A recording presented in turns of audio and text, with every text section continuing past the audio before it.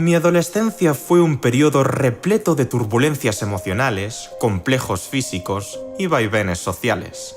Por aquel entonces, afloró en mí un sentimiento de pertenencia al grupo tan pronunciado que mi inquietud por resolver el rompecabezas social se volvió mi principal cometido.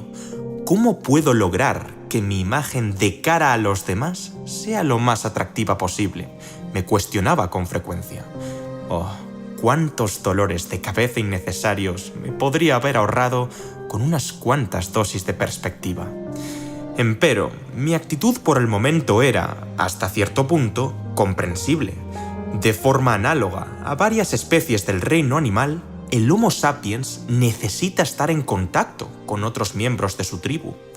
Tanto nos hemos beneficiado y perjudicado al operar en conjunción que nuestra capacidad intuitiva ha ido refinándose durante millones de años hasta lograr un complejísimo procesamiento de la información social. ¿Desean escuchar un dato muy curioso? En realidad, no tardamos mucho en decidir si nos gusta a alguien que acabamos de conocer. Aunque se nos advierte que no es apropiado realizar juicios precipitados sobre otras personas, ejecutamos dicha función de forma bastante asidua, sobre todo en virtud de procesos inconscientes. Y pese a que no faltan quienes caen en generalizaciones apresuradas, buena parte de esas evaluaciones rápidas suelen ser notablemente precisas. En este ámbito, la razón lo tiene francamente difícil para competir con los instintos y las emociones más arcaicas, quedando supeditada a ambos en numerosas ocasiones. Como dijo Daniel Kahneman, no hay una segunda vez para una primera impresión. Sin embargo, ¿en qué medida es importante cuidar nuestra carta de presentación con respecto al prójimo? Con todo, ¿somos realmente conscientes de cómo nos perciben otras personas? ¿Nos vemos a nosotros mismos tal y como nos ven los demás? ¿Hasta qué punto se da la convergencia entre nuestra mirada y la ajena? Y más importante aún, ¿es pertinente modificar nuestro comportamiento para con las circunstancias? A lo largo del presente corto documental abordaré con precisión las disyuntivas mencionadas, así como ciertos peligros inmanentes a la psique humana en las relaciones interpersonales. Sin más dilación, les invito a acompañarme en un nuevo y excitante viaje a lo más profundo de su ser. ¡Vamos allá!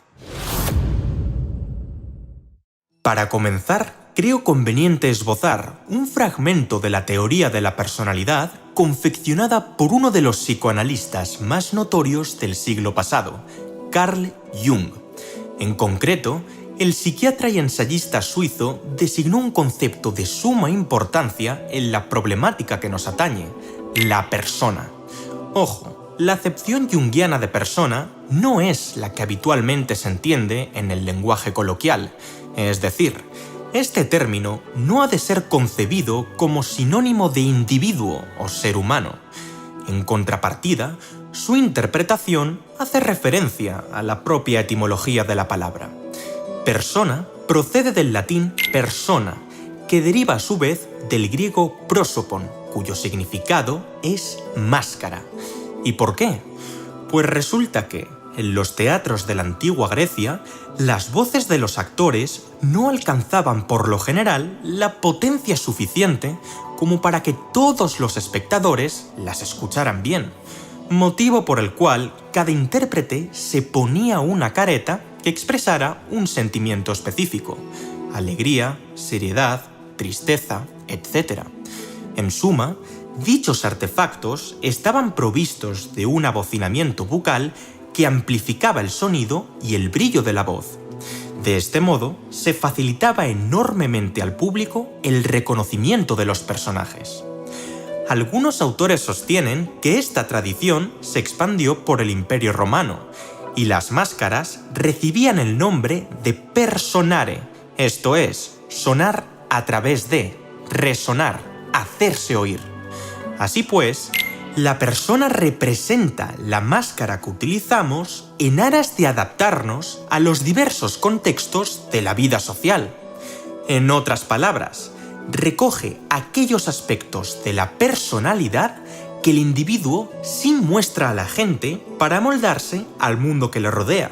Es decir, el rol que desempeña en cada situación particular con objeto de resultar presentable y agradable ante los demás. La sociedad exige que todo sujeto protagonice en sus interacciones con terceros un papel, de forma similar a un personaje en una obra teatral. Esto es, como si realmente no fuera apropiado exhibir su identidad por entero. Dicho así, esta idea podría parecer un tanto extremista. ¿Para qué querría uno fingir actitudes que no reflejan su auténtica forma de ser? ¿No sería acaso más sano exponerse siempre igual, sin importar las circunstancias? La respuesta corta es no. El establecimiento de la persona es un recurso tanto normal como necesario para la convivencia dentro de la enrevesada matriz social. A fin de cuentas, existen razones evidentes para no manifestar los mismos patrones conductuales, objetos de diálogo y estados de ánimo en una entrevista de trabajo que en una comida familiar o un partido de fútbol. Pongo la mano en el fuego al decir que ninguno de ustedes se comporta delante de su padre como se comportaría con su pareja o su jefe. Y menos mal. Sin ir más lejos, Ram Talks no soy yo, sino una parte de mí que cumple la función de divulgador, orador y pensador en un escenario llamado YouTube. A saber, mi persona en las redes sociales. ¿Se imaginan que hablara con esta jerga tan pomposa y burbujística a mi primo de 8 años o a mi amigo inglés Spencer? Sí, reconozco que sería francamente gracioso, pero no es el caso. Proceder con un registro que se aleja de lo coloquial para atender a la forma no me convierte necesariamente en un impostor que pretende implantar en otras conciencias una percepción alterada de mí. Estoy narrando un texto expositivo argumentativo, no conversando con mi hermana o chateando en mitad de una partida en un videojuego de acción. En este sentido, un factor crucial a remarcar es la diferencia entre persona, la capa más superficial del modelo psicológico de Jung, que plasma nuestra imagen de puertas para afuera, y el yo o ego, la instancia psíquica que engloba el conjunto de ideas, creencias, pensamientos, sentimientos y percepciones conscientes con los que nos identificamos. Esto es, la concepción que tenemos acerca de nosotros mismos y que otorga al sujeto la conciencia de existir y el sentimiento de identidad personal. Asimismo, saliendo de la psicología junguiana, también cabe realizar la distinción entre persona y personalidad, siendo la última la organización de las emociones, cogniciones y conductas que determinan los patrones de comportamiento del individuo, es decir, la integración dinámica entre temperamento y carácter. Estarás de acuerdo conmigo en que sería injusto calificar a un profesor de iracundo solo por haberle visto enfadado en una clase, tachar a una nueva alumna de tímida porque los primeros días no es capaz de romper el hielo, o enjuiciar a tu vecino de irresponsable tras irse de copas un viernes. Y no, el fin de esta reflexión no es describir la estructura de la psique según Carl Jung en su totalidad, más que nada porque el tema en cuestión es tan difícil, extenso y complejo que necesitaría una biblioteca aparte. En cualquier caso, creo que queda claro que la persona no es equivalente a lo que creemos que somos, o simple y llanamente lo que somos desde un plano holístico. En su lugar, la máscara sirve para cubrir la vida íntima del individuo frente a los demás y, a la par, promover su adaptación a plurales comunidades políticas y eventos sociales en los términos que más le convengan para ofrecer una buena impresión. Eso sí, tal herramienta ostenta un coste de oportunidad, en tanto en cuanto uno sacrifica en el camino una porción de sus instintos, emociones y opiniones a favor de esa proyección intencionada. Hablaremos del tema en cuestión más adelante. por ahora abarcaré algunos contratiempos que pueden emerger en relación con la persona y el yo. Empieza lo interesante. Me gustaría que prestaran atención a la siguiente cita del autor. Un ego fuerte no es aquel que se relaciona con el mundo exterior a través de una persona rígida. En lo que a esto respecta, la identificación con una máscara específica inhibe el desarrollo psicológico. Pretendo con esto expresar el peligro que surge cuando un individuo se vuelve idéntico a su personaje. Véase, el profesor con su libro de texto, el tenor con su voz o el terapeuta con su terapia. De ahí podría brotar como consecuencia un tipo de personalidad superficial, frágil y conformista que lo reduce todo a su persona. Esto es, un estado mental irreflexivo en el que el sujeto es enteramente inconsciente de cualquier distinción entre su propio ser y lo que otros esperan de él. O sea, se produce la disparidad entre uno mismo y el mundo en el que vive. En efecto, existe el riesgo de que el yo termine identificándose con su máscara, provocando que el individuo no sepa diferenciar claramente quién es su yo y quién es la persona. Un ejemplo muy habitual actualmente en miles de jóvenes es la pérdida de su capacidad para discernir entre la vida real y los perfiles en ciertas redes sociales como Instagram o Facebook, lugares en los que la gente suele publicar solamente los mejores aspectos de sus vidas, generando así una faceta utópica, sesgada y espuria. Por supuesto, yo no soy la excepción, pues también he picado en el mortífero espejismo de las apariencias. No olviden que, por lo general, las plataformas digitales son escaparates donde uno enseña al público únicamente las prendas más atractivas, mientras las más feas se quedan acumulando polvo en la trastienda. Mi consejo es que procuren no confundir su yo con las fotos y vídeos que suben a sus respectivas cuentas.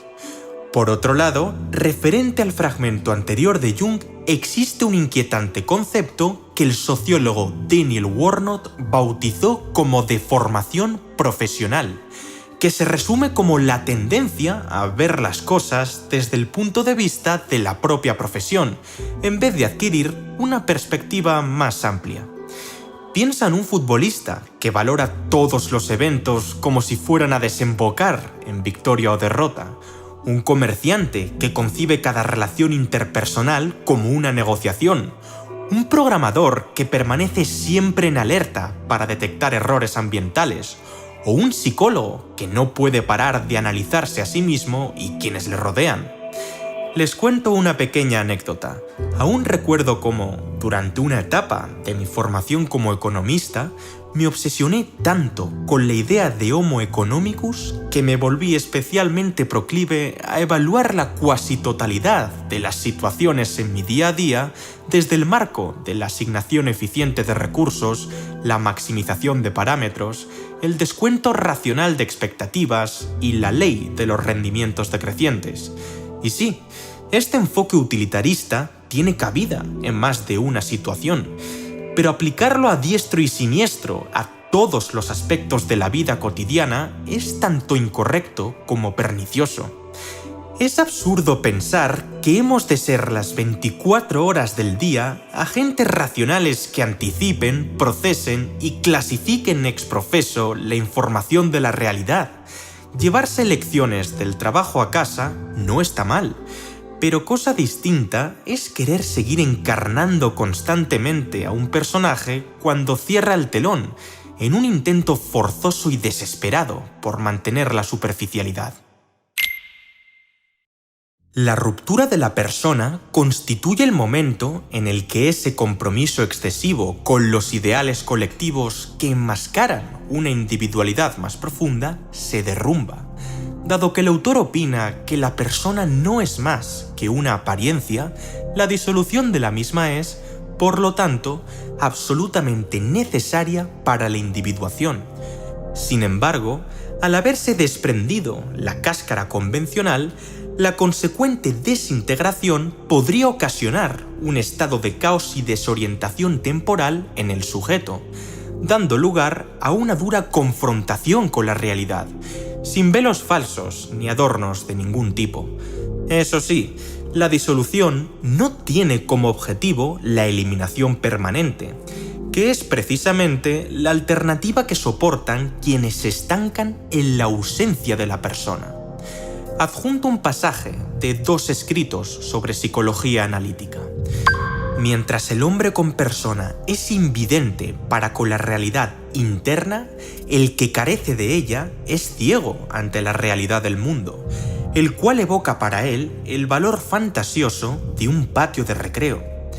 El inevitable resultado de la afluencia del inconsciente al reino consciente, de forma simultánea a la disolución de la persona y la reducción de la fuerza directiva de la conciencia, produce un estado de equilibrio psíquico alterado. Dicho de otro modo, si lo de fuera es para mí un sueño, ¿por qué me tomaría yo las molestias de establecer un aparatoso sistema relacional para adaptarme a él? Por el contrario, si tomo por premisa que el mundo es tanto externo como interno, entonces aceptaré por lógica que algunos inconvenientes que emanen de mí son síntomas de una mala adaptación. Como aclaré anteriormente, una persona en su vertiente funcional, bien constituida, optimiza nuestra capacidad de comunicación, cooperación y competencia en la comunidad, además de cumplir otras condiciones que mencionaré más adelante. Manifestar una conducta homogénea, estática y uniforme, sin consideración al contexto social, es un indicio de que uno no sabe dónde está viviendo. ¿Crees que reflejar patrones de comportamientos semejantes con un desconocido, con tus profesores o con tus clientes, no acarreará sobre ti consecuencias indeseables? Llevemos tal supuesto al extremo. Incluso partiendo de un tipo con buena fe, con buenas intenciones, ¿qué implicaría para él actuar por la vida sin filtros sociales? ¿Para qué guardar silencio en un acto conmemorativo? ¿Para qué hablar en otro idioma con un interlocutor extranjero? ¿Para qué vestirse si hace calor? Bromas aparte, estos individuos deben comprender lo que la sociedad espera de ellos y darse cuenta de que aquello que hacen tiene un significado para los demás, a fin de evitar infinidad de decepciones, sufrimientos, escenas y catástrofes sociales. Con todo lo mencionado, ¿qué sucedería si la cabal necesidad de adaptación tornara en un afán desmedido por encajar ante todo pronóstico en los moldes sociales, encubriendo con ello aspectos importantes de nosotros mismos? Según el autor, en la medida en que el yo tiende a desarrollar los aspectos más fuertes de la personalidad para embellecerla, desecha su inconsciente los rasgos más frágiles, indeseados, estériles o repudiados por la sociedad, posibilitando así la formación de la sombra.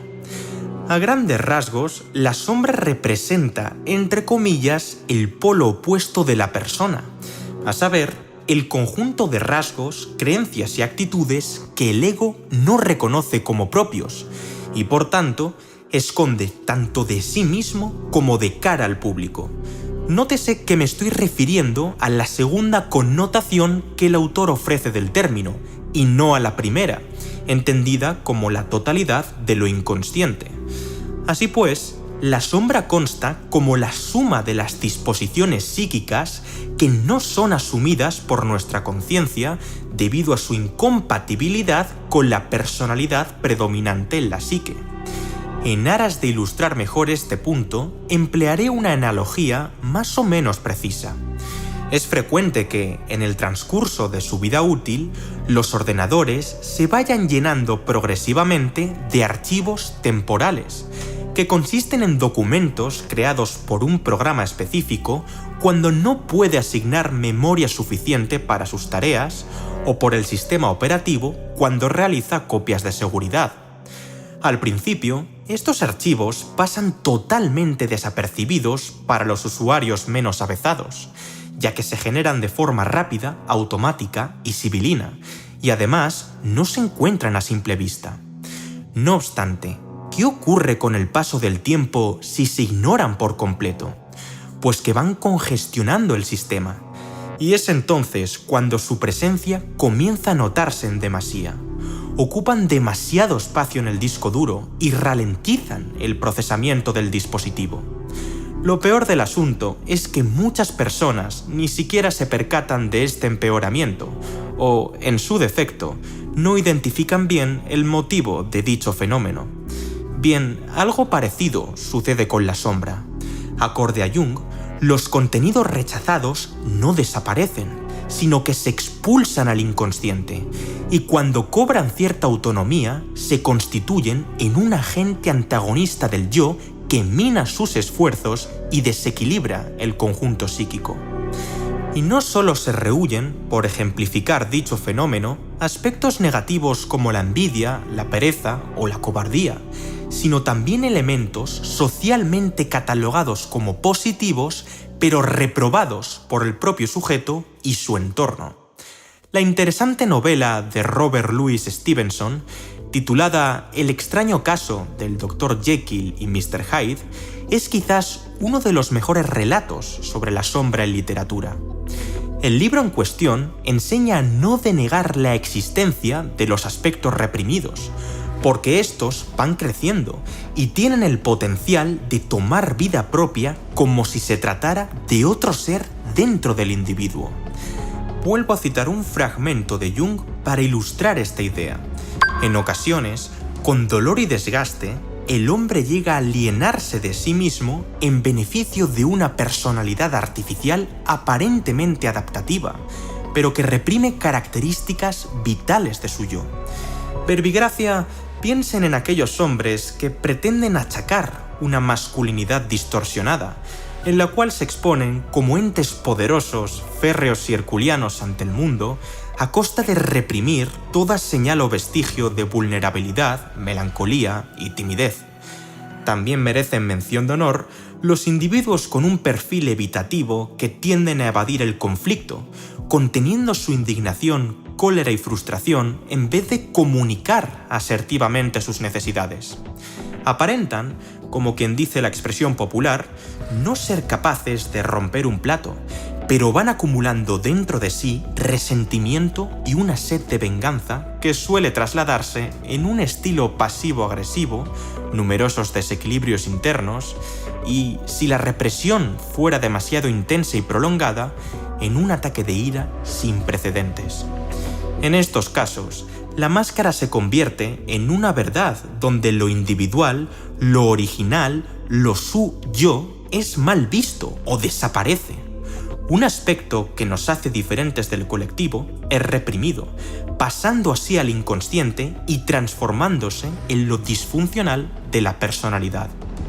Conforme al pensador suizo, el descubrimiento de la sombra es muy importante en el tratamiento terapéutico y representa un momento doloroso de reconocimiento al que debe seguir la ardua y larga labor de autoeducación. En este sentido, la recuperación adecuada de la persona es objeto primordial en el proceso de individuación.